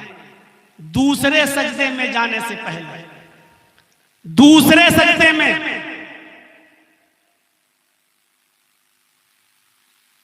मुस्लिम शरीफ की हदीस है, अल्लाह के नबी जब सजदा करके उठते थे पहला सजदा किया और सजदा करके जब उठे तो आप ये दुआ पढ़ते थे 2 बार, रब्बिग़फिरली, रब्बिग़फिरली। क्या मांग रहे हैं आप अपने रब से? मग़फ़िरत। सुन लीजिएगा नौजवानों, हो सकता है कि मैं आगे वाले जुमले पर ना जा पाऊं, वह जन्नतिन पर, अभी तो मग़फ़िरत ही पे चल रहा हूं। वसारिऊ इला मग़फ़िरतिन मिन रब्बिकुम व जन्नतिन, अभी तो जन्नत वाला मामला भी अधूरा पड़ा है। अभी जन्नत में जाने वाले रास्ते अभी हमने उसका जिक्र ही नहीं किया है। अभी सिर्फ मग़फ़िरत पे चल रहा हूं, अभी सिर्फ नमाज ही पे चल रहा हूं। आपने सजदा किया, सुभानक अल्लाहुम्मा रब्बना व बिहम्दिका अल्लाहुम्मा इग़फिरली, अल्लाह मेरी मग़फ़िरत फरमा दे। अल्लाह मैं बड़ा पापी हूं, बड़ा गुनाहगार हूं, तो मेरे गुनाह, मेरे पाप, मेरे गुनाहों को माफ कर दे। आप उठ गए, उठने के बाद अब आप सजदे में जब जाएंगे तो उससे पहले आप 2 मरतबा क्या पढ़ेंगे? रब्बिग़फिरली, रब्बिग़फिरली, ऐ अल्लाह तू मेरी मग़फ़िरत फरमा दे, ऐ अल्लाह तू मेरी मग़फ़िरत फरमा दे। मग़फ़िरत, ऐ अल्लाह मैंने जो भी गुनाह किए हैं तू उसको माफ कर दे, उसको मिटा दे, उसको तहस-नहस कर दे, डिस्ट्रॉय। किससे मांग रहे हैं आप? अल्लाह से। ये 2 मरतबा, और अगर हो सके तो एक दुआ और इसके साथ पढ़ लीजिए, थोड़ा वक्त लगेगा। बाज़ मुहद्दिसीन ने कलाम किया है, लेकिन कुछ मुहद्दिसीन ने इसको हसन का भी दर्जा दिया है। दोनों सजदों के बीच में अल्लाह के नबी ने ये दुआ भी साबित है, आप पढ़ते थे, अल्लाहुम्मा इग़फिरली वरहमनी वहदीनी वआफिनी वर्ज़ुक़नी। याद होगी ना? क्या दुआ है! ओफ, अरे कहीं किसी के दरवाजे पर जाने की जरूरत नहीं, ना मुर्दों के ना जिंदों के, ना मौलवी जर्जीस के पास, अबुल कलाम के पास, न जर्जीस के बाप के पास जो कब्र में दफन है, ना कहीं और। क्या मांग रहे हैं आप? अल्लाहुम्मा इग़फिरली, आय अल्लाह तू मेरी मग़फ़िरत फरमा दे, वरहमनी, मेरे ऊपर रहम फरमा दे। आय अल्लाह मैं बहुत गरीब इंसान हूं, मेरे पड़ोसी ने मेरे ऊपर जुल्म कर रखा है, उसने मेरी 2 गज 3 गज जमीन को दाब लिया है। सोर्स वाला आदमी है, पावरफुल आदमी है, थाने में उसकी चलती है, पॉलिटिकल आदमी है, मैं उसके खिलाफ मुकदमा दायर नहीं कर सकता। अगर मुकदमा लड़ूंगा तो जितने की जमीन नहीं उससे ज्यादा मैं फूंक दूंगा, फिर भी हम मुकदमा नहीं जीत सकते। अल्लाह, एक जालिम ने मेरे ऊपर जुल्म किया है, वरहमनी, तू मेरे ऊपर रहम फरमा दे। आपने अपनी शिकायत उसके सामने रख दी है इस नमाज के अंदर। अब आप अपनी जिंदगी में देखोगे कि वो जालिम कभी पनप नहीं पाएगा। उसने अगर तुम्हारी 1 लाख रुपए 2 लाख रुपए की जमीन दाबी है तो तुम्हारी जिंदगी में अल्लाह उसके बेटे को कैंसर का मरीज बना देगा, उसकी बीवी को कैंसर में मुब्तला कर देगा। उसने तुम्हें 2 लाख का नुकसान पहुंचाया, अल्लाह उसका 15 लाख का 20 लाख का नुकसान इसी दुनिया में तुम्हारे आंखों के सामने उसको पहुंचा देगा, क्योंकि तुमने उसके सामने अपनी शिकायत रख दी है। जो किसी की बद्दुआ को रायगा नहीं जाने देता है, उसके यहां इंसाफ मिलने में देर तो हो सकती है लेकिन अंधेर नहीं हो सकती। आपको मालूम है आपने अपने रब से क्या मांग लिया है? जो आप कोर्ट के दरवाजे पर नहीं मांग सकते हो मेरे दोस्तों, वो आपने अपने रब से मांगा। और कुदरत की मार बहुत खतरनाक मार होती है, बहुत खतरनाक मार होती है। इन्ना बत्शा रब्बिका लशदीद, तेरे रब की पकड़ बड़ी सख्त है। जब पकड़ता है तो कोई छूट नहीं सकता उसकी पकड़ से। अल्लाह मगफिरली, अल्लाह मुझे बख्श दे, वरहमनी, मेरे ऊपर रहम फरमा दे। सारा जमाना मेरे ऊपर जुल्म करता है, तू मेरे ऊपर रहम फरमा दे। वहादीनी, अल्लाह मुझे हिदायत दे। ये हिदायत की दुआ भी आप मांगिए नमाज में। आय अल्लाह, ये मौलवी कहता मेरे पास आजा, वो कहता मेरे पास आजा, जर्जीस कहता मैं सही हूं, कलाम कहते मैं सही, वो कहता मेरा धर्म सही, वो कहता मेरा। आय अल्लाह, मैं कहां जाऊं? मैं इंसान हूं, क्या करूं? आय अल्लाह, मैं तेरे पास आया हूं, वह दिन तू ही मुझे सत्य मार्ग पर बता चला दे, तू ही बता दे कि सच्चा रास्ता क्या है। मेरे दिल में तू ही सच की तरफ चलने की अल्लाह रोशनी मेरे दिल में डाल दे। अय अल्लाह, मैं इंसान हूं, इंसानों की बातों में बहक सकता हूं। अय अल्लाह, न जर्जीस की मानूंगा, न कलाम की, न फला की, न फला की। अय अल्लाह, तेरे घर में आया हूं, तेरी भक्ति कर रहा हूं, तेरी पूजा कर रहा हूं, तेरी इबादत कर रहा हूं। तू मुझे सत्य मार्ग पर अग्रसर कर दे, सच्चा रास्ता दिखा दे। आपने अपने रब से मांग लिया, आपका रब अब आपको कभी भटकने नहीं देगा। मांगोगे तो मिलेगा, गूंगे रहोगे तो नहीं। समझ गए हो ना? जो कहना था कह दिया। सुभान रब्बिल आला, सुभान रब्बिल आला, सुभान रब्बिल आला, अल्लाहु अकबर। फिर एकदम चले जाओ, कुछ मांगोगे नहीं तो क्यों? बच्चा रोएगा नहीं तो मां दूध क्यों पिलाएगी? आपने मगफिरत नहीं मांगी, आपने रहम का सवाल नहीं किया, आप हमसे हिदायत नहीं मांग रहे हैं। अल्लाह रहम फरमा, वहदनी, मुझे हिदायत दे, सीधे रास्ते पे चला। वाफीनी, क्या मांग रहे? ईमानदारी के साथ बताइएगा, अब तक आपने और हमने नमाजें सही से पढ़ी हैं? मांगने के अंदाज में मांगिएगा जैसे मांगा जाता है। डीएम साहब आ जाए, साहब हमारे यहाँ इस चीज की जरूरत है, साहब हमारे यहाँ इस चीज की जरूरत है, ऐसे मांगिएगा ना।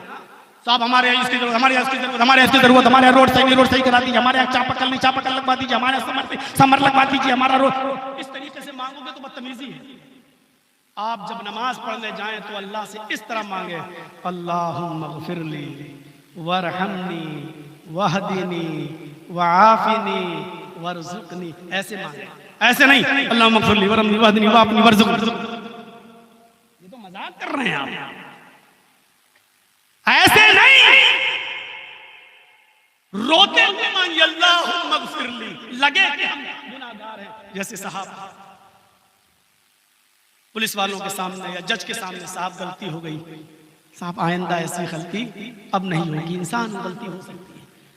अल्लाह के सामने खड़े तो इस अंदाज से कहिए कि वाकई अल्लाह, कुल्लु बनी आदम खत्ता, हर आदम का बेटा खता करता। खैरुल खत्ताईन तव्वाबून, बेहतर खताकार वो है जो अल्लाह से तौबा करने में जल्दी करे, अल्लाह से क्षमा मांगने में जल्दी करे, अल्लाह को मनाने में, अल्लाह को राजी करने में जल्दी करे। सबसे बेहतर अल्लाह भी नहीं चाहता कि सारे के सारे बंदे बिल्कुल फरिश्ते बन जाएं। मैं बहुत अजीब बात बतला रहा हूं, आपको ताज्जुब होगा कि मौलाना साहब क्या कह रहे हैं। अल्लाह भी नहीं चाहता कि सब फरिश्ते हो जाएं। ये मकसद ही नहीं है हमें और इस दुनिया में पैदा करने का। अल्लाह के पास ऐसी मखलूक तो पहले से मौजूद थी, फरिश्ते जो गुनाह नहीं कर सकते, अल्लाह की भक्ति, अल्लाह की इबादत करने में हर वक्त लगे हुए हैं। क्या फरिश्तों की कमी थी? क्या इबादत करने वाले फरिश्ते मौजूद नहीं थे? थे, लेकिन फरिश्ते गुनाह नहीं कर सकते। जब गुनाह नहीं कर सकते तो उनको तौबा की जरूरत भी नहीं है। इस दुनिया में उसने हमें और आपको इसलिए पैदा किया कि मेरे बंदो, हमने फरिश्तों को सिर्फ नेक और अच्छे काम करने के लिए पैदा किया, वो कर रहे हैं। तुम्हें अच्छे भी काम करने की ताकत दी है और बुरे काम करने की भी ताकत दी है, और तुम्हें बता भी दिया कि ये अच्छा है, ये बुरा है। तुम्हें अकल भी दे दी कि ये अच्छा है, ये बुरा है। किसी गरीब की मदद करना ये अच्छा है, शराब पीना बुरा है। किसी गरीब को खाना खिलाना अच्छा है, जुए में रकम हार लाना बुरा है। ये अकल भी तुम्हें दे दी और बता भी दिया।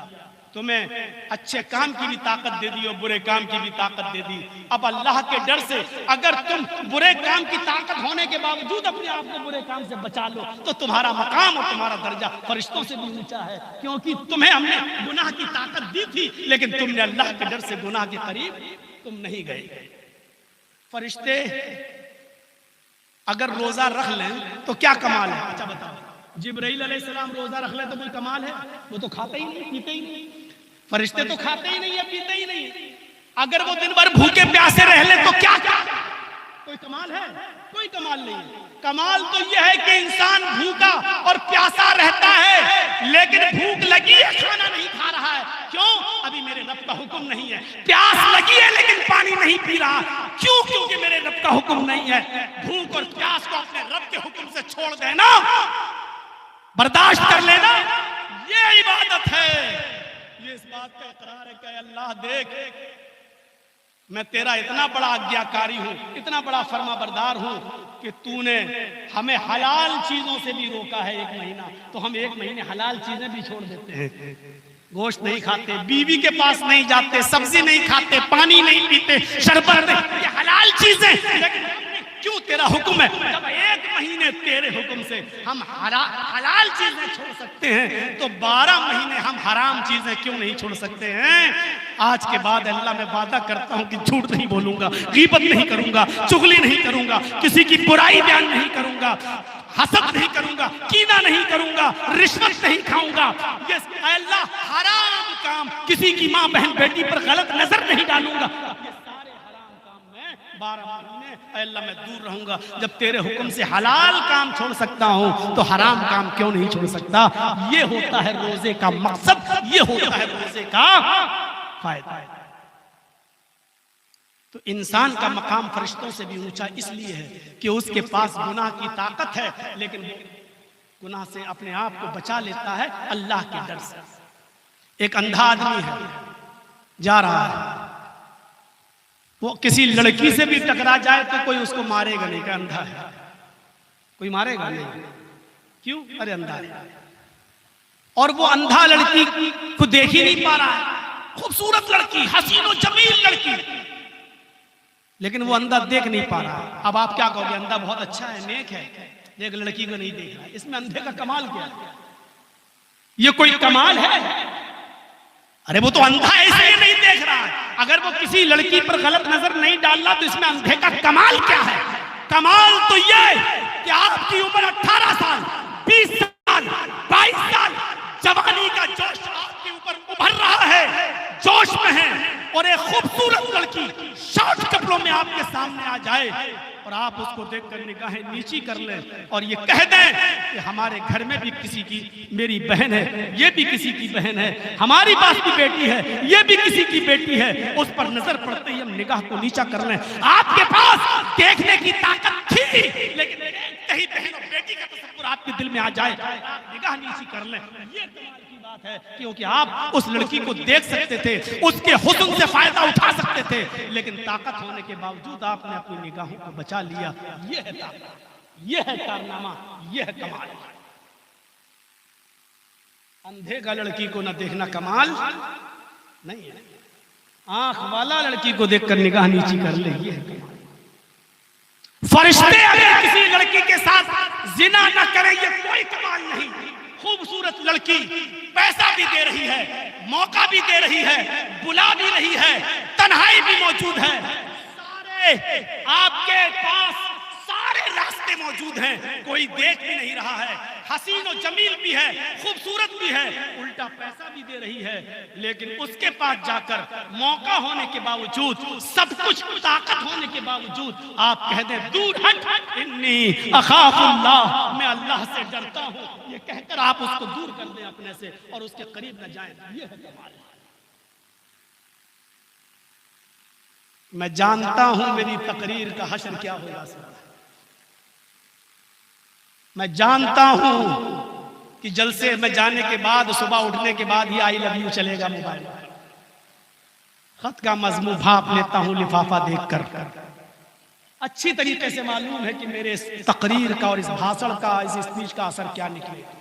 सिर्फ इतने चर्चे हो जाएंगे चाय की होटलों पर बैठकर, माशाअल्लाह बहुत अच्छा बोले, बहुत अच्छी तकरीर की, लेकिन ये खुराफातें छोड़ने का नाम आप नहीं लेंगे। अगर लेना होता तो 26-27 सालों से आ रहा हूं, कम अरसा नहीं हुआ है। 1998 में मेरी पहली तकरीर हुई थी, सबसे पहले भागाबान, मुझे याद है 98 सबसे पहले, और 98 से आ रहा हूं आपके इलाके में, 26 चल रहे, 2 साल उधर और 26 ना सही तो 25 तो पूरे है ही, 25 और 2 27 साल। और इस 27 साल के बाद मैं आपसे पूछूं, इन रात भर जलसों का और इस दीन के भाषणों का और स्पीच का असर क्या हुआ, कितना फर्क पड़ा? जर्जीस साहब 100 में कितने नंबर दोगे? तो जर्जीस साहब 100 में 0 नंबर, 0। पहले जहेज में साइकिल देते थे, अब मोटरसाइकिल दे रहे हैं। कुछ सालों पहले मोटरसाइकिल देते थे, अब 4 व्हीलर दे रहे हो। क्या फर्क? आज मैंने जुमे का खुतबा दिया कलाम साहब के गांव में, कितना शोर हंगामा। मैंने जुमे के खुतबे में वहां कहा, जो कौम 28 सालों से होने वाले जलसों के बाद जुमे में किस तरह खुतबा सुनना चाहिए, किस तरह बैठना चाहिए, किस तरह लोगों को खुतबा सुनना चाहिए, खुतबा सुनने और मस्जिद में बैठने का ढंग न सीख सकी हो, उस कौम से कौन सी उम्मीद लगाई जा सके, क्या तसव्वुर किया जा सके? मधुपुर वालों, झारखंड वालों, जर्जीस आईसीयू पर लेटी हुई कौम से खिताब कर रहा है। मैं जिंदा खिताब नहीं कर रहा हूं, वेंटिलेटर पर लेटी हुई कौम से मैं खिताब कर रहा हूं, जिसको डॉक्टर मरा हुआ घोषित करने की देर है, मरे हुए का सर्टिफिकेट देने की देर है। जर्जीस जिंदों से मुखातब नहीं है, कब्रिस्तान के मुर्दों को सुनाने आया हुआ है। मैं 28 साल से मुर्दों से खिताब कर रहा हूं। इस कौम के अंदर जिंदगी बाकी नहीं है। जिंदगी बाकी होती तो जहेज खत्म हुआ होता, जिंदगी बाकी होती तो आज खुराफातें खत्म हुई होती, जिंदगी बाकी होती तो चोरी के केस खत्म हुए होते। माफ कीजिएगा, कहना पड़ता है मुझे, आपके इलाके के सबसे ज्यादा लोग यूपी की जेल में बंद हैं, खास तौर पर बनारस।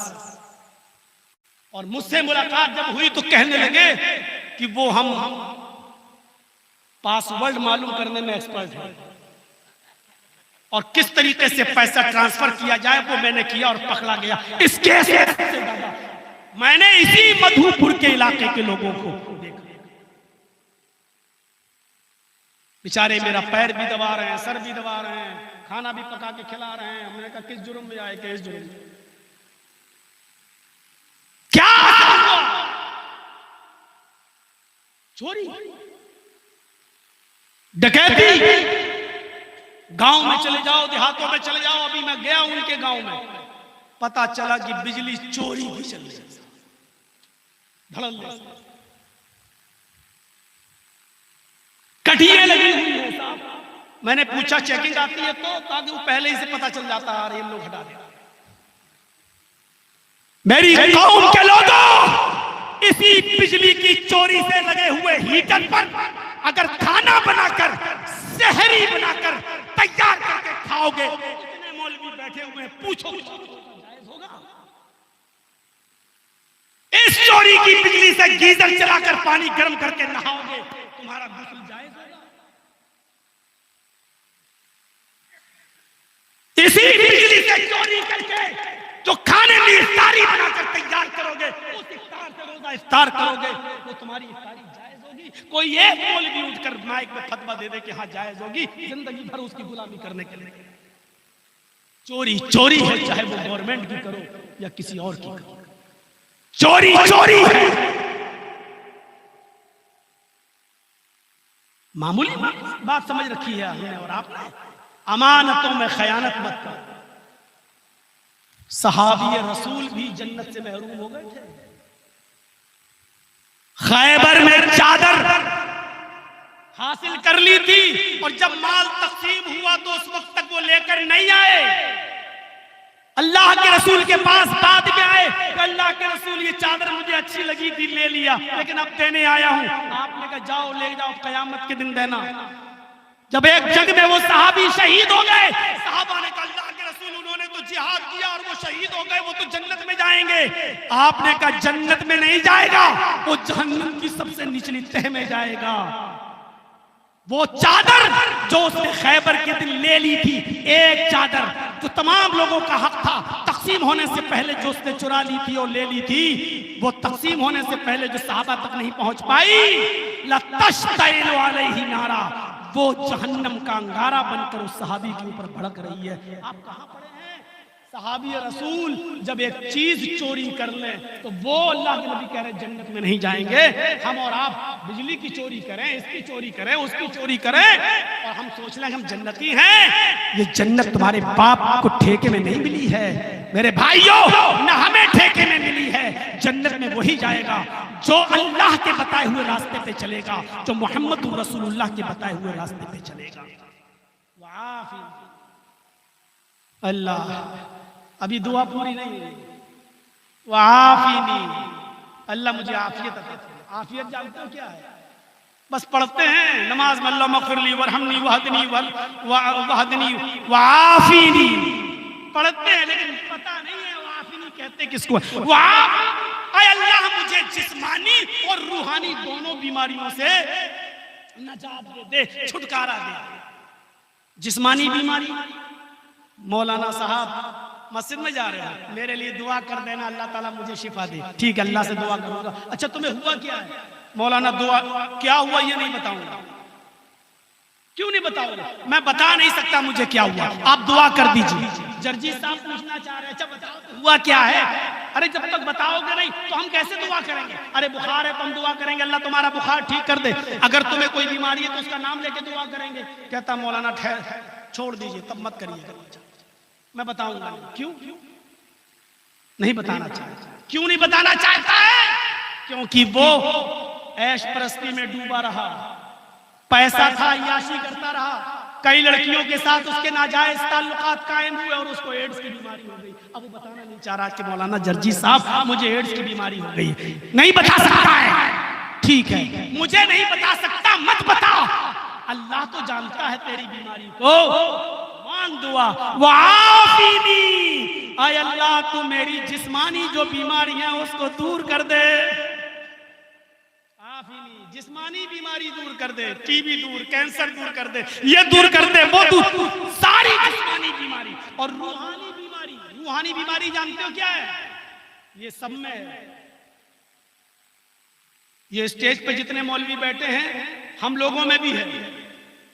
हम लोग कह दे, मौलवी कहूंगा तो हो सकता है किसी को बुरा लगे, हम लोगों में भी बीमारी है। वो बीमारी क्या है? मेरा घर 2 मंजिल है तो मेरे पड़ोसी का 3 मंजिल कैसे बन गया है? ये तरक्की क्यों कर रहा है? ये हमसे आगे क्यों बढ़ रहा है? मेरे घर में दाल पकी है, इसके घर में बिरयानी कैसे बन रही है? मेरी 2 दुकानें, इसकी 3 दुकानें कैसे हो गई हैं? हमें अपनी परेशानी से इतनी परेशानी नहीं है जितने आपके आराम से हमें तकलीफ है। ये बीमारी बहुत जल्दी दूर नहीं होती, इसलिए वो आखिरी में ये चीज भी शामिल है। अरे अल्लाह, मैं क्या करूं, मुझ पे देखा नहीं जाता। कोई आदमी अगर मुझसे आगे बढ़ने की कोशिश करता है तो मुझे जलन होती है, मुझे ईर्ष्या होती है, हसद होता है, मैं चाहता हूं बर्बाद हो जाए। अल्लाह, मैं बहुत सोचता हूं मैं अपनी इस बीमारी को दूर कर लूं, नहीं, वो आफिनी, अल्लाह मुझे इस बीमारी से नजात अता फरमा, मेरे दिल में अपने भाई की मोहब्बत पैदा फरमा दे। 2 सहाबी की दुकान है कपड़े की, सोचो मेरे भाई, बस 2 सहाबी की कपड़े की दुकान है। एक कस्टमर आया सहाबी की दुकान पर, एक कपड़ा खरीद के चला गया। थोड़ी देर के बाद दूसरा आदमी आया, उसने भी उसी दुकान से एक कपड़ा खरीद लिया। तीसरे एक और कस्टमर आया, उसने भी उसी सहाबी से एक और कपड़ा खरीद लिया। तज़किरतुल हुफ़्फ़ाज़ पढ़ी अल्लामा शम्सुद्दीन ज़हबी की। 3 कपड़ा एक ही दुकान से बिक गया। नमाज का टाइम हो गया, दोनों लोग नमाज पढ़ने चले गए, दोनों दुकानदार नमाज पढ़ने चले गए। नमाज पढ़ने के बाद जिसने 3-3 कपड़े के थान बेच दिए वो रो रहा है और अपने भाई को नहीं बता रहा है, अपने पड़ोसी को नहीं बता रहा है, लेकिन रो रहा है और वहां दुआ मांग रहा है, आय अल्लाह, मेरे कपड़े के 3 थान बिक गए, मेरी इतनी कमाई, इतनी इनकम हो गई है कि आज मेरे घर में चूल्हा जल जाएगा, मेरे बीवी बच्चे खाना खा लेंगे, लेकिन मेरे पड़ोसी का, मेरे करीबी का, मेरे पड़ोसी की दुकान वाले का एक भी कपड़ा नहीं बिका। उसके भी बच्चे हैं, उसकी भी बीवी है, अल्लाह उसका घर कैसे चलेगा, उसका घर कैसे चलेगा, उसका चूल्हा कैसे जलेगा? आय अल्लाह, उसके घर में कोई इंतजाम कर दे चूल्हा जलने का। ये उसके लिए दुआ कर रहा है। और जब दुकान पे जाता है, तो देखिए चौथा कस्टमर भी उसी की दुकान पर आया, फिर चौथा जो आया वो इसी की दुकान पर आ गया जिसने 3 कपड़े बेचे। कहा कि अभी जो कपड़ा तुमने दिया है दूसरे को, उसने मुझे भेजा है, वही कपड़ा मैं भी लेने आया, मुझे दे दो। इस आदमी ने दिल पर हाथ रखकर पत्थर बांधकर झूठ बोल दिया। कहा वो कपड़ा मेरे पास खत्म हो गया है, अब मेरे पास वो कपड़ा नहीं है, तुम मेरे पड़ोसी के पास चले जाओ, मुझसे भी अच्छा और जो कपड़ा मैंने दिया उससे भी बेहतर कपड़ा मेरे पड़ोसी की दुकान में मौजूद है, जाओ तुम उस दुकान से वो कपड़ा ले लो। जब ये कस्टमर उठकर उस दुकान पे चला गया तो ये साहबी सजदे में गिर गया और कहता कि अल्लाह, झूठ बोलना मुझे पसंद नहीं था, लेकिन मैं क्या करता। अय अल्लाह, उस आदमी के घर में चूल्हा जलना चाहिए, तू मेरी नीयत को अच्छी तरह जानता है। मैं झूठ बोलना नहीं चाहता था, सिर्फ इसलिए कि अगर मैं झूठ नहीं बोलता तो ये कस्टमर जाता नहीं, मुझे उसकी दुकान का कपड़ा बिकवाना था, उसके घर का भी चूल्हा जलवाना था, इसलिए मैंने झूठ बोल दिया है। अय अल्लाह, तो मेरी नीयत को जानता, मेरे झूठ को माफ कर दे। और कस्टमर वहां दिया और उसने उस कपड़े को वहां बेच दिया, खरीद के वहां से चला गया। ये हमदर्दी थी, ये गरीबी थी। यहां तो 2 करीब में चाय की दुकान, एक 10 की बेच रहा तो दूसरे ने 9 की कर दी, आ जाओ। इसने 9 की तो उसने 8 की कर दी कि आ जाओ मेरे पास। और मौका मिला तो हम जैसे कठमुल्लों के पास आ गए, मौलाना साहब उसकी दुकान बहुत चल रही, मेरी नहीं चल रही, कोई तावीज दे दो। उसके कस्टमर टूट के मेरे पास आ जाए। और ये बेहुदा मौलवी, ये कठमुल्ला, ये बेईमान, ये हरामखोर मौलवी उल्टी सीधी दुआ लिख के दे दे, कल्ले साहब अपनी दुकान के सामने गड्ढा खोद के गाड़ देना, उसके कस्टमर टूट के तेरे पास आ जाएंगे। 10 साल मदरसे में पढ़ा, 28 सालें तकरीर करते हुए हो गई, आज तक मुझे कुरान में और हदीस में ऐसी कोई हदीस और ऐसी आयत नहीं मिली कि तेरी दुकान के कस्टमर कैसे तोड़ के मैं अपनी दुकान पे बुलाऊं, आज तक नहीं मिली। इन कठमुल्लाओं को कहां से आ गया? अरे कठमुल्लाओ, तुम्हारे पास ऐसी कोई दुआ हो तो मुझे अभी बता दो। हमारे रब ने, हमारे नबी जनाब मोहम्मद रसूलुल्लाह ने तो हमें एक ही दुआ बताई, वाफिनी के बाद वरज़ुक़नी। ये दुआ मांगो, आय अल्लाह मुझे रिज़्क़ अता फरमा। अगर 2 दुकानें करीब में हैं, मुझे भी है। उसकी दुकान चले मेरी भी चले, उसकी किस्मत में जो रोजी है वो कमाए, मेरी किस्मत में जो रोजी है मैं कमाऊं। उस जमाने में लोग कस्टमर को दुकान छोड़ के पकड़ने नहीं जाते थे जैसे आजकल, जाओ हमारे पास से ले जाओ, वहां क्या हम देखें कैसे। वो दुकान पकड़ने नहीं जाया करते थे, वो इंतजार करते थे। उसकी किस्मत में जो है वो कमाएगा, मेरी किस्मत में जो है वो मुझे मिलेगा। मेरे भाइयों, ये हमें पैदा होना चाहिए हमदर्दी। अगर आपके 2-4 कपड़े बिक गए तो छोड़ दीजिए, अपने पड़ोसी के लिए भी उसकी भी दुकान चलना चाहिए। लेकिन ये कहां वो बर्बाद हो जाए लेकिन मैं आबाद हो जाऊं। माफ कीजिएगा, ऐसी नमाज अल्लाह की कबूल नहीं होगी। ये है। और इस तरीके की अगर कोई आदमी नमाज पढ़ ले और 5 बार पढ़ ले दिन भर में, तो बताओ अल्लाह उसको देगा।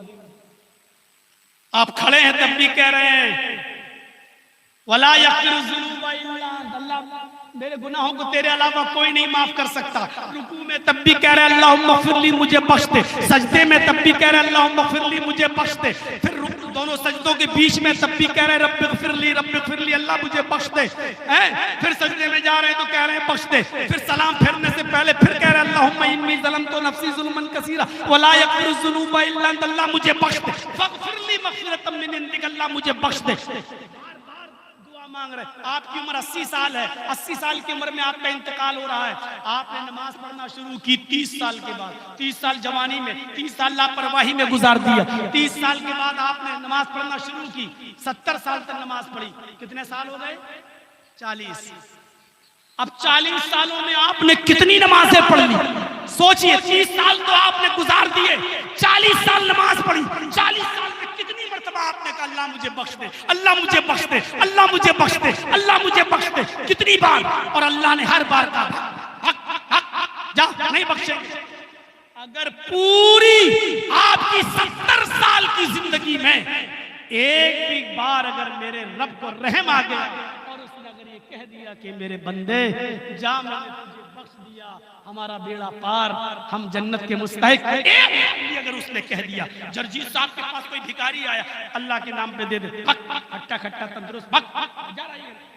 1 घंटे बाद फिर आ गया, अरे दे दीजिए साहब, बहुत परेशान है, अरे बहुत मजबूरी है, फिर आ गया तुम मांगने, खाओ जूता, फिर भगा दिया। फिर 1 घंटे के बाद फिर आ गया, जूता भाग रहा कि नहीं भाग रहा, कमीने बार बार आ रहा है। फिर 1 घंटे के बाद आ गया, मौलाना साहब मेरे बच्चे भूखे हैं। आप यकीन नहीं मानते तो घर पे जाके देख लीजिए, मेरे बच्चों के पास खाना नहीं, अरे 100 रुपए दे दीजिए मौलाना साहब। भगाया। सुबह से लेके शाम तक मांगता रहा, 12 घंटे 13 घंटे हो गए, 13 बार आ चुका। सोते वक्त फिर आ गया, मौलाना साहब बच्चा बीमार है, बुखार, दे दीजिए साहब, आप 100 रुपए दे देंगे तो आपका क्या बिगड़ जाएगा, दे दीजिए। ये कमीना रात भर परेशान करता रहेगा। पगला उठाया, 100 का नोट निकाला, ले भाग। मेरे भाइयों, पूरा दिन उससे नाराज रहा, लेकिन बार बार उसके मांगने पर रहम आ ही गया और उसको दे दिया, वो चला गया। आपने इतने गुनाह किए कि आपके गुनाहों को देखकर आपका रब धुतकारता रहा, नहीं नहीं जा। लेकिन 70 और 80 साल की जिंदगी में उसने कहा मेरे बंदे, अगर मैं तुझे माफ नहीं करूंगा तो तुझे कौन करेगा, मेरे अलावा तेरा है कौन? मैंने तुझे बख्श दिया, जा मैंने तुझे माफ कर दिया। अगर एक भी बार उसने कह दिया मेरे भाइयों, तो हमारा बेड़ा पार हो जाएगा, हम जन्नत के मुस्तहिक हो जाएंगे। अपने रब को मनाइए, अपने रूठे हुए रब को राजी कीजिए, नमाजों की पाबंदी कीजिए, लोगों के साथ अच्छा सलूक कीजिए और अपने बच्चों को पढ़ाइए, लिखाइए, एजुकेशन दीजिए, बेहतरीन। क्योंकि मेरे भाइयों, तालीम ही सबसे बड़ा हथियार है। अपने बच्चों को जाहिल मत बनाइए, अपने बच्चों को जाहिल मत रहने दीजिए, इंजीनियर बनाइए, दीन भी सिखाइए और दुनिया भी की तालीम भी दीजिए। मदरसों में सिर्फ अरबी तक महदूद मत रहने दीजिए, अरबी के साथ साथ कंप्यूटर, साइंस और टेक्नोलॉजी की तालीम भी दीजिए, ताकि आपका बच्चा जब मस्जिद में नमाज नमाज पढ़ाए तो नमाज के साथ साथ वो अपना बिजनेस खुद करे और मस्जिद में नमाज पढ़ाकर लोग इमाम बनकर न रहे और मस्जिद की इमामत की कमाई पर मुनहसिर न रहे, बल्कि वो अपना अच्छा बिजनेस भी करे, वो अल्लाह की इबादत भी करे और अपना अच्छा बिजनेस भी करे, सर्विस भी करे, लोगों का हक भी अदा करे और अल्लाह का हक भी अदा करे। इस मुल्क की अमन और शांति के लिए दुआ कीजिए। ये मुल्क हम सबका है, इस मुल्क को बनाइए, इस मुल्क को संवारिए, इस मुल्क की अमन और शांति की दुआ करिए और हमारे मुल्क पर जो बुरी नजर डाल रहा है उसके लिए बद्दुआ करिए कि अल्लाह हमारे इस मुल्क भारत पर जो बुरी नजर डाले उसकी आंखें निकाल दे, उसकी आंखें फोड़ दे। ऐ अल्लाह, ये हमारे घर के झगड़े हैं, हम हिंदू हैं, हम मुसलमान हैं, हम सिख हैं, हम ईसाई हैं, आज थोड़ी सी नफरतें हैं, लेकिन हम सब एक ही बाप की औलाद हैं, एक ही माता की संतान हैं। हम अपने घर के झगड़े अपने घर में बैठकर तय करेंगे, हम सब आपस में माफी तलाफी करके एक दूसरे के हमदर्द बनेंगे। हम दुआ करो इस भारत में, आय अल्लाह हम तमाम भारतवासियों को इस तरह भाई भाई बना दे कि कांटा अगर हिंदू भाई के पैर में चुभे तो उसकी तकलीफ मुसलमान के दिल को महसूस हो, और अगर दुख और दर्द किसी मुसलमान को पहुंचे तो उसकी तकलीफ हिंदू भाई अपने दिल में महसूस करे। इस तरीके से भाईचारा आय अल्लाह तो हमारे भारत में पैदा फरमा दे। यही बुनियादी बातें मुझे आपके सामने रखना है। वह जन्नतिन छोड़ दीजिए, बाद में फिर कभी दूसरे मौके पर जन्नत के रास्ते बताऊंगा। मुझे निकलना है 2 बजे के बाद, कोई भी ट्रेन पकड़ के पटना से फ्लाइट पकड़ के मुझे लखनऊ जाना है, तो मैं फिर कभी आपसे मिलूंगा, जिंदगी रही तो अल्लाह से दुआ करता हूं कि अल्लाह आलमीन हमारी तो अब अल्लाह से दुआ करता हूँ कि अल्लाह आलमीन हमारी खताओं को माफ़ फरमा दे। और हमारे लिए खुश नसीबी की बात है कि रात के इस मौके पर हमारे एमएलए साहब यहाँ तशरीफ़ लाए हुए हैं, उनके लिए भी हम दुआ करते हैं और उनको भी हम उनको धन्यवाद भी देते हैं कि उन्होंने इतनी रात में यहाँ आकर अपने इलाके की आवाम को देखा है।